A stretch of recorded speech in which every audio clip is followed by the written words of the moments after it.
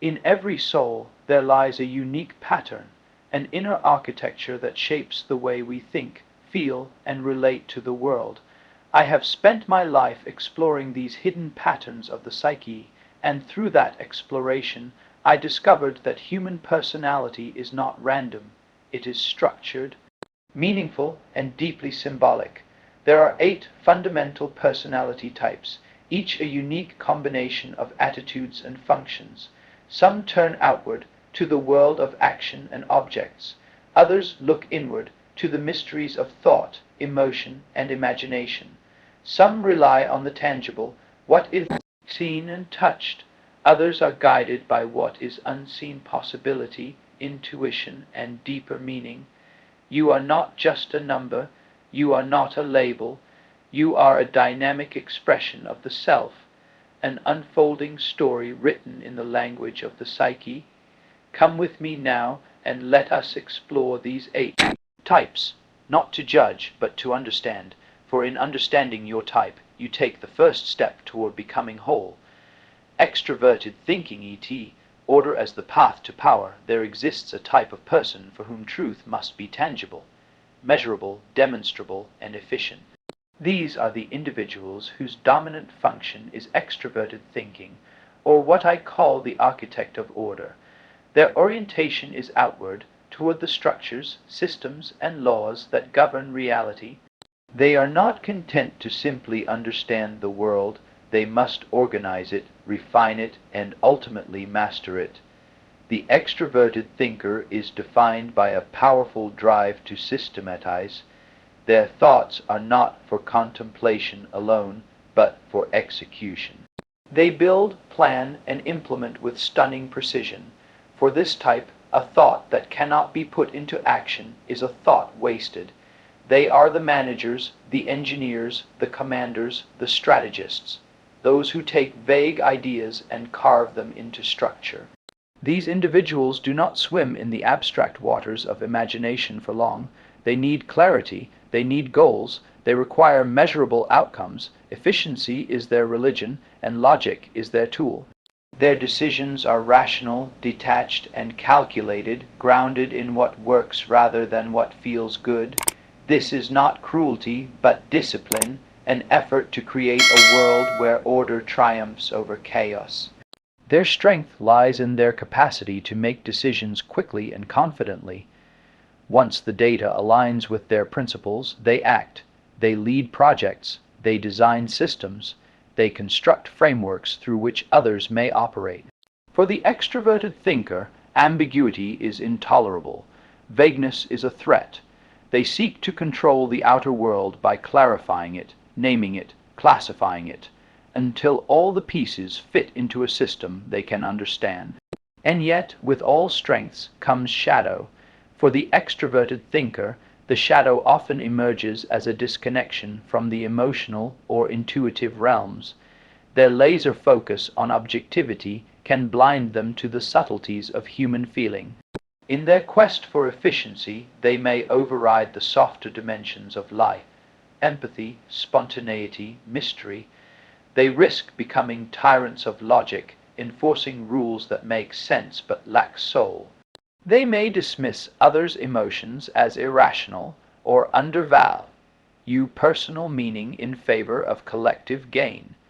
In relationships, this can be experienced as coldness or rigidity. They can become so focused on the external task that they fail to perceive the internal consequences. When the extroverted thinker does not temper their dominance with introspection or emotional intelligence, they may wound without realizing, command without listening, and pursue productivity at the expense of presence. But when integrated, when they allow the whisper of their introverted feeling function to speak, they become not just builders, but benevolent architects. They create not just for the sake of achievement, but for the sake of value. They lead not through control, but through alignment with an inner moral compass. The extroverted thinker's path of growth lies not in abandoning their rational gifts, but in softening them, in remembering that not all truth is measurable, and not all value is visible. They must learn that a system without soul is a prison, and that logic without compassion is tyranny. When they allow for nuance, when they embrace the unknown, they transform.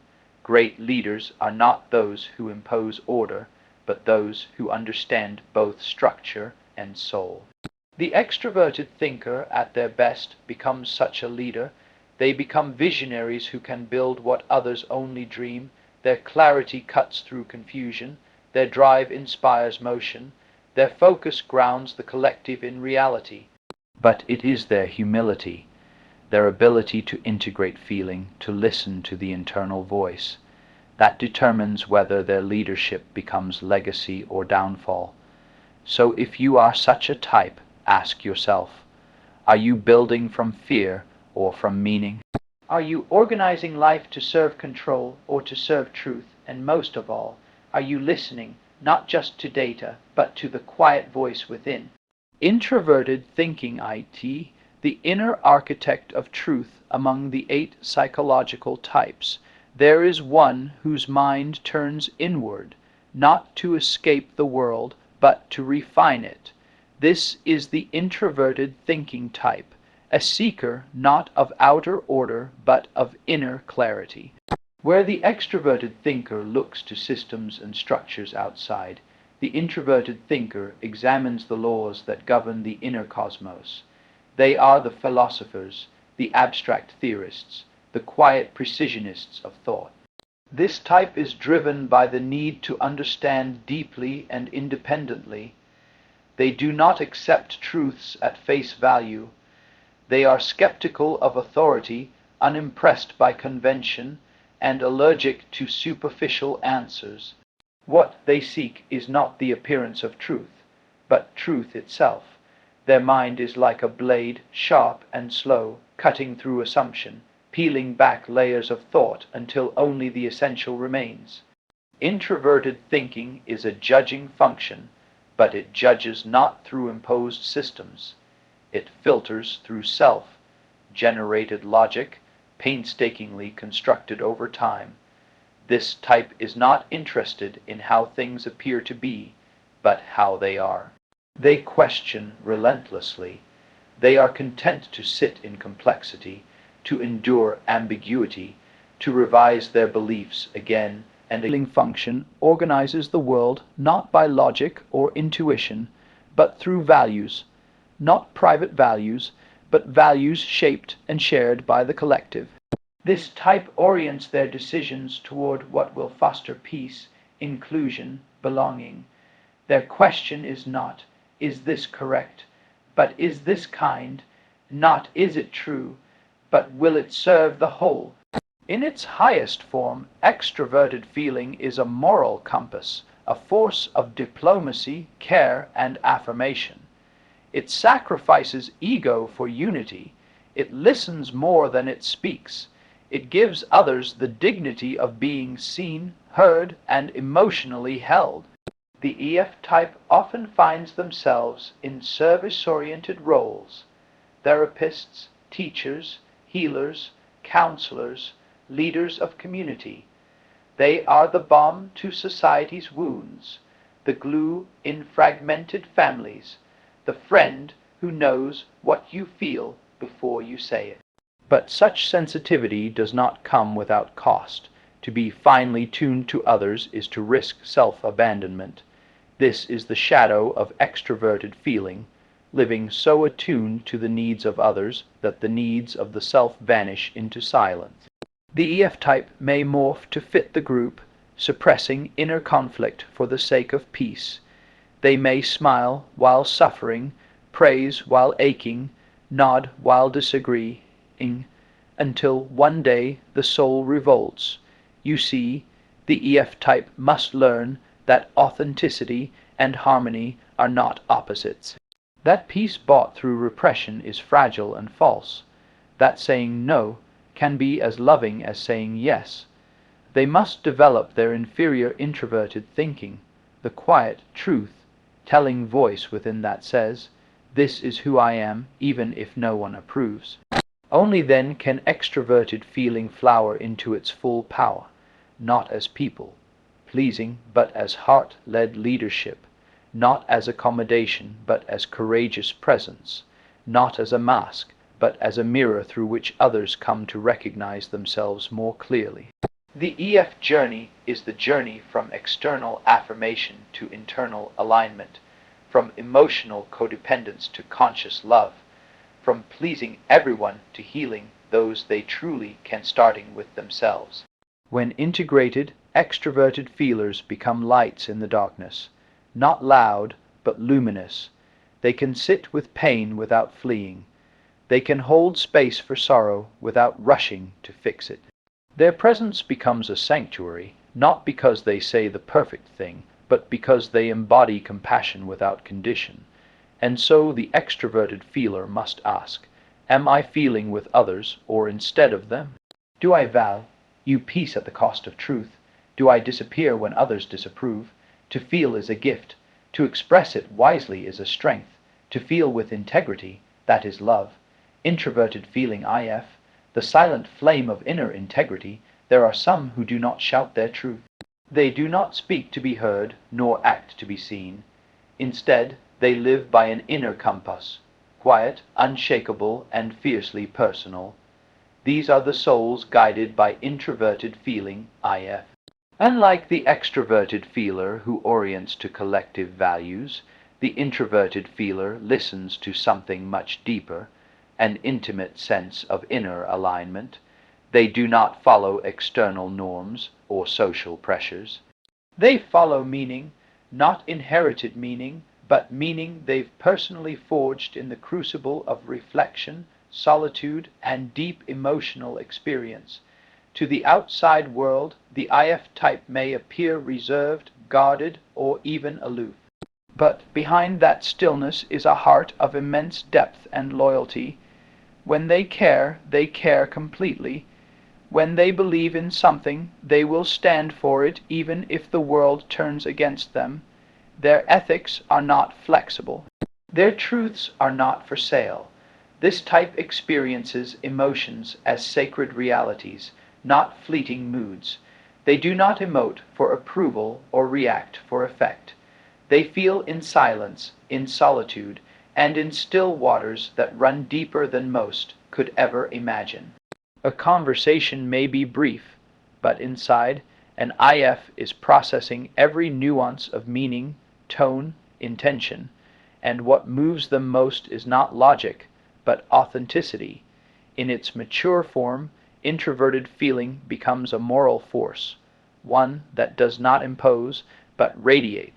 You know it when you meet them, the artist who bleeds into their canvas, the poet who turns suffering into beauty, the counselor who holds your hand without judgment. Their gift is not loud, but it is pure. And yet, as with every function, this depth comes with a shadow.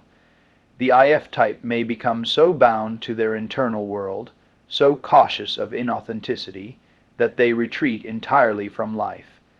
They may judge the outer world as shallow, too loud, too fake, and thus pull back, losing connection. In their quest for purity, they may reject the messy, imperfect realities of human connection. Their introverted values, when rigid, can become isolating standards that leave them misunderstood and alone. They may also struggle to communicate what they feel. Because their emotions are so internalized, they often lack the external expressions others rely on. What is obvious to them is invisible to others, and so they may burn with care but appear cold. They may ache for connection but come across distant. It is not apathy, it is protection. To grow, the introverted feeler must develop their extroverted thinking, the ability to structure and express their inner truths outwardly, to find language for their values, and to take tangible steps in service of their ideals. They must learn that action does not dilute meaning, it manifests it, that speaking their truth may be uncomfortable, but it is the bridge to being seen. When the IF integrates, they become torchbearers of conscience. Quietly powerful, deeply authentic, they model what it means to live from the soul, not as performance but as presence. They are often misunderstood because they refuse to betray themselves for acceptance. But in time, those who truly see them are drawn not to their noise, but to their honor. So the introverted feeler must ask, am I living my truth, or hiding in it? Do I reject others to protect myself? Have I become so private that no one really knows me? To feel deeply is a gift. To protect that depth is strength. To share it, that is courage. Extroverted sensing, yes, the aliveness of the present moment. There are those who do not dwell in the past, nor anxiously await the future. Their power lies in their presence, in their deep, visceral connection to the here and now. These are the souls who live through extroverted sensing, es. To live through extroverted sensing is to be attuned to the world with the sensitivity of an artist and the immediacy of a warrior. Every texture, every sound, every movement, every flicker of light registers in high fidelity. The ES type perceives with intensity. They don't just see a tree, they see the glistening dew on its leaves, the sway of the branches in the wind, the vibration of life moving through it. Their perception is sensory, vivid, and unfiltered. This function craves direct experience. It does not theorize, it touches. It does not abstract, it acts. Extroverted sensing is the dancer feeling the rhythm in their skin, the athlete in flow with the field, the chef tasting balance in every bite. It is life made tangible. People with dominant ES are often adventurous, grounded, and fully embodied. Their energy is magnetic, their spontaneity contagious. They bring others back to the moment, not through philosophy, but through raw engagement. With them, life becomes more colorful, more real. They remind us that reality is not just an idea, it is a sensation, but with great perception comes risk. The extroverted sensor is so captivated by what is present, so immersed in what is happening now, that they may become enslaved by stimulation. The pursuit of pleasure, adrenaline, sensation can become compulsive. They may chase experiences not out of curiosity, but to escape stillness. In its shadow, extroverted sensing can lose its soul. It can become excessive, reckless, shallow. The moment becomes an addiction, and meaning gets sacrificed for momentum. Noise replaces reflection. Stimulation replaces insight. The ES type may also struggle with delayed gratification, with long-term planning, with internal processing. When the external world is so rich, the internal can feel dull. Reflection may feel like stagnation, yet it is in reflection that depth is born. To grow, the extroverted sensor must develop their introverted intuition nigh, the ability to find pattern beneath perception, to slow down and ask not just what is happening, but why.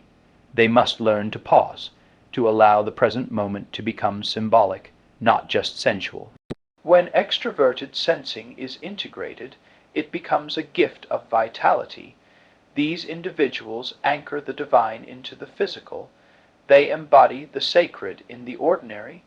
They teach us that wisdom is not only in books, but in walking barefoot, in listening to the wind, in tasting the sweetness of life without guilt. So the ES must ask themselves, am I living deeply, or just vividly?